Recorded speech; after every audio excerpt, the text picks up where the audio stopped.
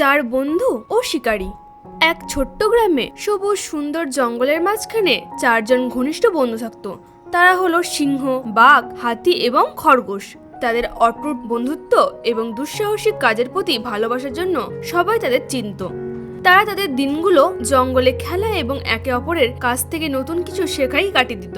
এক সুন্দর সকালে তারা তাদের নিত্যদিনের দুঃসাহসিক কাজে বের হয়। হঠাৎ তাদের চোখে পড়ে এক আজব দৃশ্য।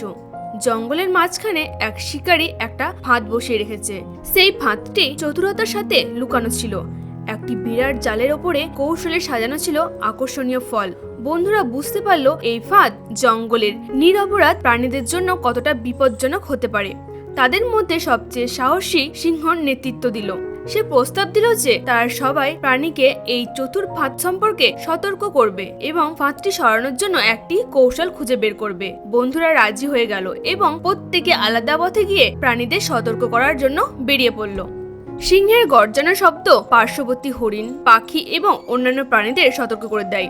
বাঘের চোখ রাগ খেলা ছোট প্রাণীদের মতো কাঠবিড়ালি এবং খরগোশদের সতর্ক করে দেয়। হাতির লম্বা সুর দিয়ে সে জ্ঞানী বৃদ্ধ কাক এবং চঞ্চল বানরদের সঙ্গে কথা বলে। খরগোশ তার দ্রুত গতি এবং চটপটে গতিতে চিতা এবং শেয়ালদের মতো দ্রুতগামী প্রাণীদের জানিয়ে জঙ্গলের মধ্যে দিয়ে ছুটে চলে।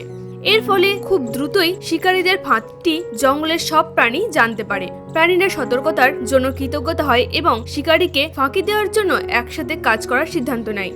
তাদের পরিকল্পনা নিয়ে আলোচনা করার জন্য তারা জঙ্গলে গভীর এক গোপন বৈঠকের আয়োজন করে। সিংহ পরামর্শ দেয় তারা একসঙ্গে শিকারীকে বিভ্রান্ত করবে যখন তাদের মধ্যে একজন ফাঁদটি ধ্বংস করবে।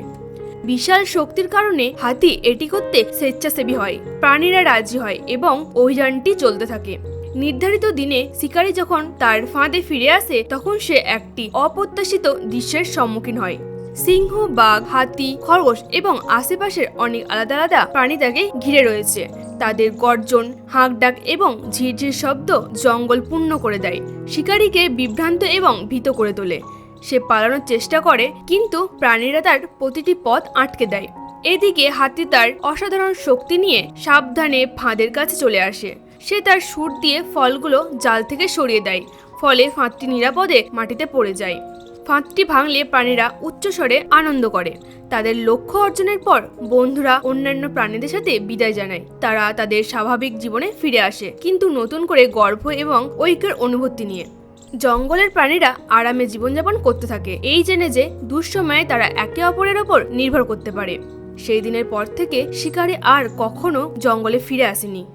এই গল্প আমাদের বন্ধুত্ব, সাহস এবং ঐক্যর গুরুত্ব শেখায়। গল্পটি ভালো লেগে থাকলে একটা লাইক আর চ্যানেলটিকে সাবস্ক্রাইব করে দেবেন। দেখা হচ্ছে পরের গল্পতে।